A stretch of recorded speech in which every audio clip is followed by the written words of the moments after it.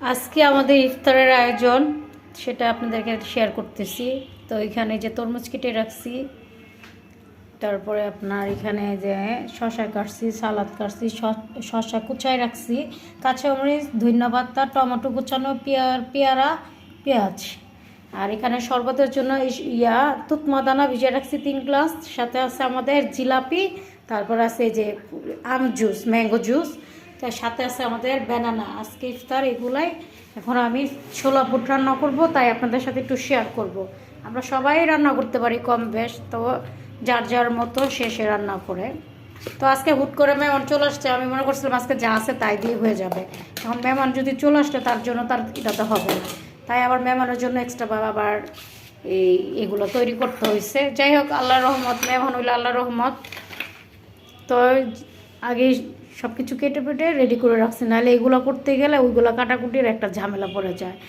মানে অনেক এক হাতের তো খুব ঝামেলা পড়ে যায়। তা আমি আস্তে ধীরে সব কিছু কেটে রেডি করে নিচ্ছি। এখন খালি রান্না কেটে সব কিছু রেডি করে রাখলে রান্না করতে বেশিক্ষণ লাগে না। তো আমি সব একটা একটা করে রেডি করে রাখছি। এখন জাস্ট চুলায় দিব আর ওইটা করে, বেশি সময় নাই। তাহলে এই যে রান্না স্টার্ট শুরু করে দিলাম। আর এই যে আমার কাটাকাটি।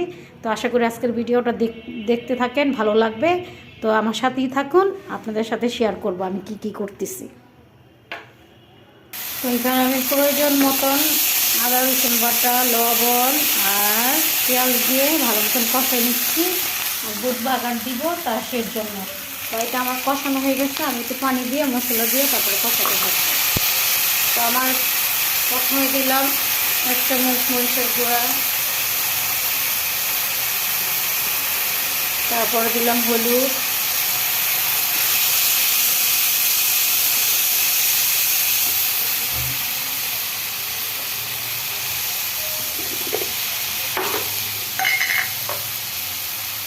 সামান্য দিয়ে দিব জিরার গুঁড়া,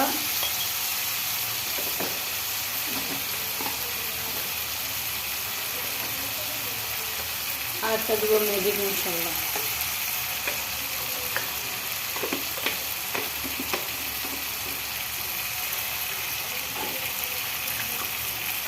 তো এটা ভালো মতন দিয়ে আর একটু পানি দিয়ে কষে নেব। এটা আমি বুট রান্না করবো, আর আমার বুট আলু সিদ্ধ করে আগে সিদ্ধ রেখেছিলাম। তো এটা ভালো মতন কষানো হলে আমি বুটগুলো দিয়ে দিব। আশা করি আজকের ভিডিওটা ভালো লাগবে। কে কোথার থেকে দেখতেছেন কমেন্ট করে জানাবেন, আর আপনারা ইফতারে কী রেডি করেছেন সেটাও বললেন। তো আজকের আয়োজন আমাদের এগুলোই ছিল, হয়তো বা আপনাদের আরও বেশি থাকবে, আমাদের এরকমই ছিল, বাট আমরা এরকমই খাই। তো এটা আবার কষানো শেষ, যখন তেল তেল ভাব হচ্ছে তখন আমি এটা দিয়ে দেবো। এটা দিয়ে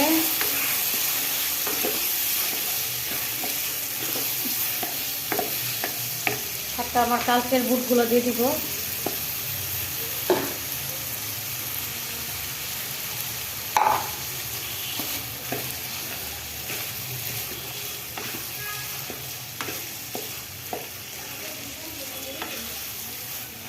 তো ওটার সাথে আমার মিক্স করে দেওয়া হয়ে গেছে। আমি একটু সামান্য একটু পানি দিয়ে অ্যাড করে ফেলবো। তো আজকের ভিডিওটা কেমন লাগে আপনারা কমেন্ট করে জানান। তো এই যে আমার বুট বানানো প্রায় হয়ে গেছে, আমি এখন ধনিয়া পাতা দিয়ে দেবো। ধনিয়া পাতা ছাড়া তো আমাদের জীবন যেমন চলে, অবশ্যই ধনিয়া পাতা দিলে তরকারিটা একটু স্বাদ হয়ে যায়।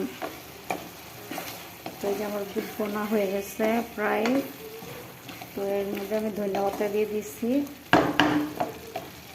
দেখতে পাচ্ছেন মাশাআল্লাহ খুব সুন্দর হয়েছে, কালারটা দেখতেই বোঝা যাচ্ছে মাশাআল্লাহ। এখানে আমি এই বেগুন আলুর চপ ভাজার জন্য তেল বসাই দিয়েছি। এখন একটা একটা করে আপনার ভেজে নেওয়ার পালা, ভেজে ফেলবো। যেহেতু আমার গরম হয়ে গেছে কিনা আগে দেখি তো গরম হয়েছে কিনা।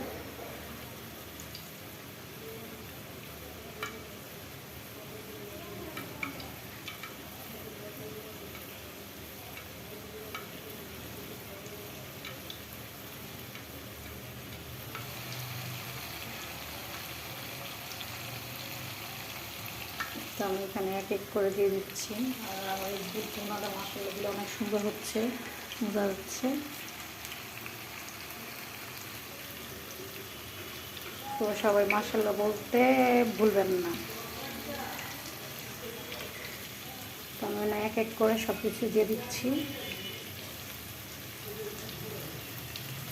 আমি আগে ভাগেই ভেজে নেই, কারণ ইফতারের আগ দিয়ে অনেক সময় টাইম লেগে যায়। ইফতার গুছাইতে হয়, কত কিছু গুছাইতে হয়, মুড়ি দিতে হয়, তেল দিতে হয়, অনেক ঝামেলা থাকে ইফতারের আগ দিয়ে।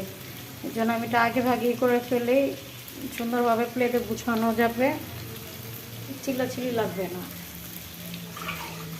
একটা সময় অনেক চিল্লাচিল্লি লেগে যায়, জানেন।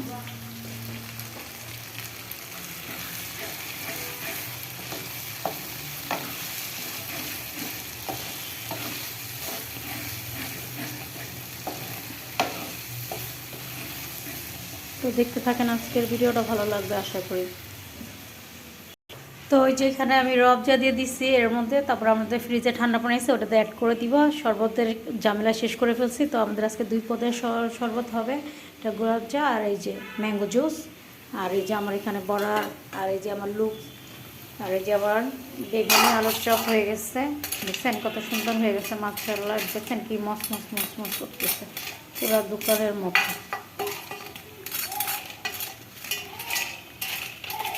সব কিছু ভেজে রেডি করে ফেলছি, এখন বড়া ভাজলেই ডান।